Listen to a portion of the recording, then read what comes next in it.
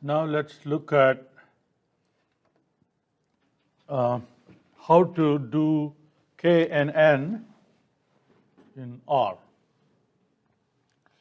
Okay, so we have the three libraries that we will need. Okay, so run these three libraries. I already set this up in the shell file. Okay. Then we're going to use the Boston housing data, and CAT-MED-V is going to be our target. So, okay. Now, we want to drop tax and MED-V. Okay. All right. So MED-V is numerical variable. That's a target too. We are not interested in that right now. And we have CAT-MED-V, that's our target. And tax is not a predictor, because tax comes after we predict the value of the property. So to be a predictor, we should be able to measure it ahead of prediction, and that's not possible, so we are not going to do it. So how are we going to drop? Of course, drop those two. You have to, you have 14 columns, so it's not a big deal. We can count. Okay, say 1, 2, 3. Which is the fifth or sixth column, the seventh column. Then we drop that column. So that's not a big deal when you have limited number of columns. But what if you have 100 columns? Okay, then counting and then figuring out the column number is going to be problematic. So, so we can use the column number approach, like you could say bh.df is bh.df, and then we can say whatever the numbers are, column number. Okay. Now we can try now. We can say, all right, how about instead of column number, we use tax and MED-V like that. Unfortunately, this doesn't work because the minus operator does not work with a character vector. So this is a character vector, so minus operator won't work with character vector. So what we need to do is we need to do subset. So use subset, okay. But when you use subset, all right, subset that, and then you have to specify select. What do you want to select? The columns that we want to select, right? So now in this, you should not have quotation marks. It should be the column names like that. So now we have 14 variables. Once you run, it's going to be 12. So it's going to get rid of tax and MED-V. So this is how you should do it. If you have lots and lots of columns and you don't want to count, okay, this is how you do it. Okay. And next you partition. Okay. So now we're going to be using the caret library for partitioning. Okay. So you set the seed, okay, and then we say train dot rows is create data partition, okay. Then have the target, which is that, Okay, and then you specify what proportion you want, okay, for training set, and then we have to say list equal to false. Okay. Now that's going to give you the row numbers. Then we do train.df is bh.df, the trained rows,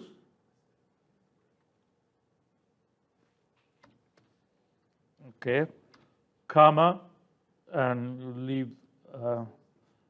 don't specify anything, which means all columns, and then valid.df is going to be bh.df minus trained rows, okay.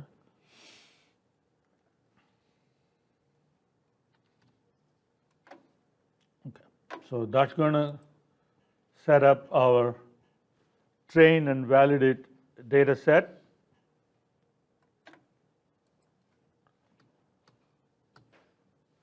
Okay.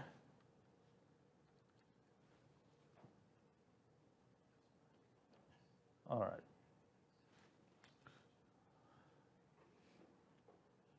Now we need FNN library. Okay. KNN comes from two sources. FNN is the main source, so we need the FNN library. So make sure that FNN is installed.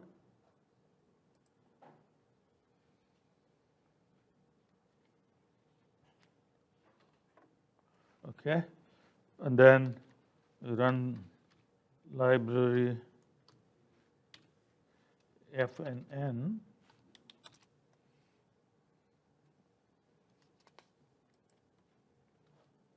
So now you're going to get the KNN. Now you're going to use the KNN method of FNN. So these are the arguments for the KNN method that we need to use. Okay. So we have say KNN.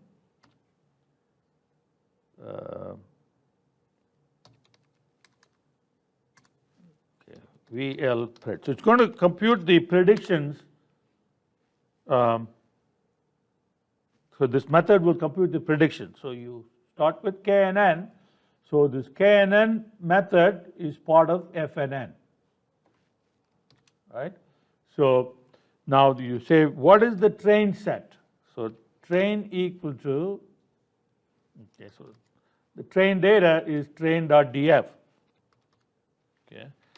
And then you have test equal to, so that's test is another, oftentimes validate data set is referred to as test data set. Okay, so we have test equal to, you say valid.df. Okay. And then we have to specify what is the target. Okay, so that's CL. CL is where is the class going to come from? CL stands for class.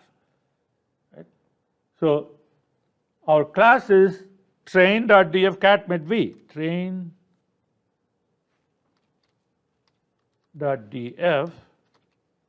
catmetv. Okay. So these three are required. Okay. We have to specify these two. What is the train set? What is the test set? What is the class? Okay. Then you can also say prob equal to true.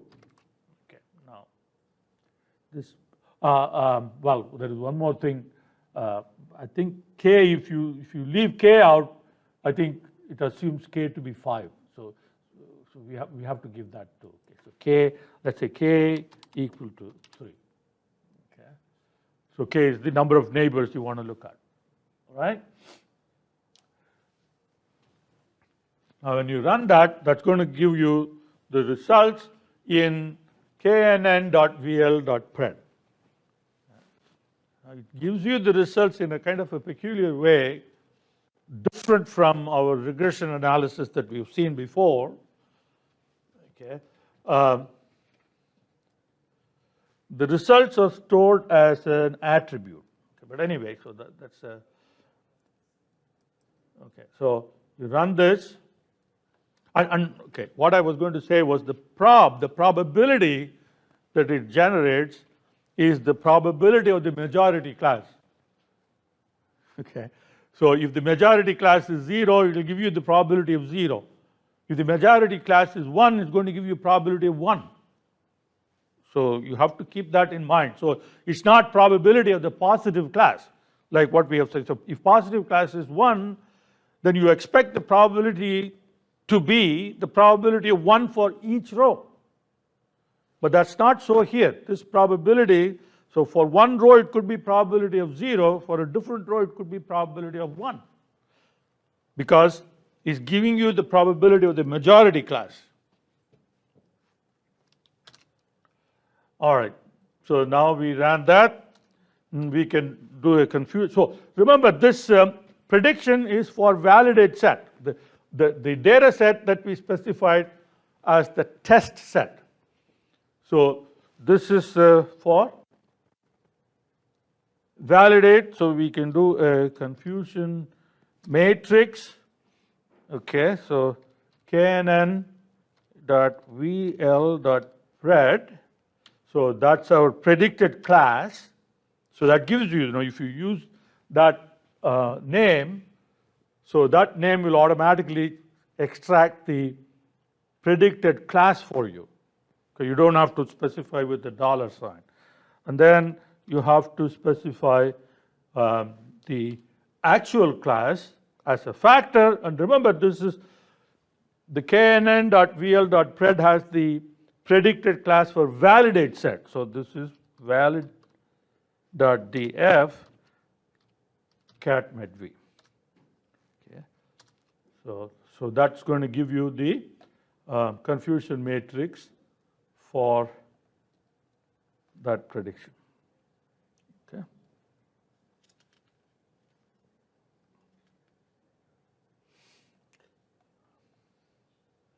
Now the results are stored as attributes. So if you want to extract, these are the results that you see there. Okay, and the first two, you don't really need to have that. So it just tells you what are the levels of target. Class just tells you what class it is. So we are usually not interested in that. The only thing that we will be interested in is the probability. Okay, and if you want to extract the probability and use it, you have to remember that it is the probability of the majority class. And the way you do it is you use the attribute method, okay, and then you specify the object. The object here is n.vl.pred,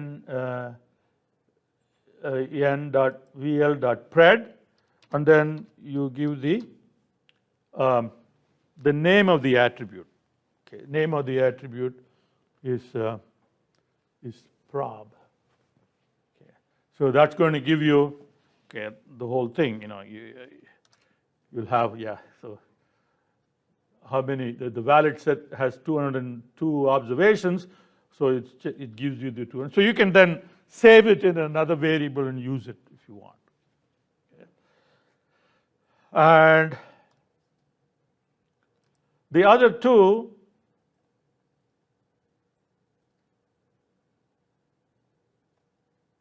okay, so the other two, NN index is the index or the row number of the nearest neighbor. So for k equal to 3, we use k equal to 3. So it's going to give you 3 indexes. So attribute knn.vl.pred,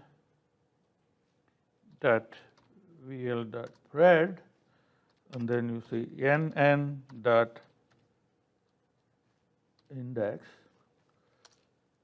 So it's going to give you 3. Okay, the 64. So for this one, the closest neighbor is row number 64, second closest is 118, the third closest is 45.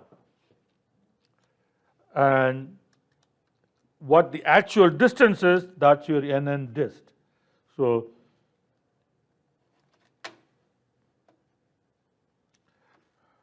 attribute KNN dot VL dot pred. So you see NN dist. So that'll give you the three distances for the three neighbors. Okay. But usually we will not be extracting unless there is some reason that you want to extract it. The only thing that we may be interested in is the probability. If you want to do an ROC chart, then you need the probabilities. So then you have to extract the probabilities and then run the ROC chart.